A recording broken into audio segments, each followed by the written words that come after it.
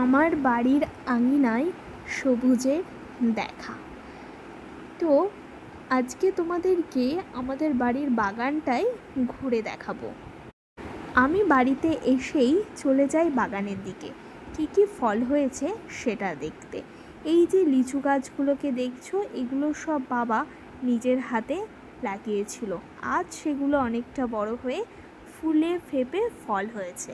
তো আমাদের বাগানে এছাড়াও অনেক গাছ আছে, এবার আমও হয়েছে অনেক। তো বাড়িতে এসেই ফার্স্টে এদের সঙ্গে সময় না কাটালে ঠিক ভালো লাগে না আমার। তো সেটাই শেয়ার করলাম, কেমন লাগলো অবশ্যই জানাবে। তারপরেই চলে গিয়েছিলাম ছাদের দিকে।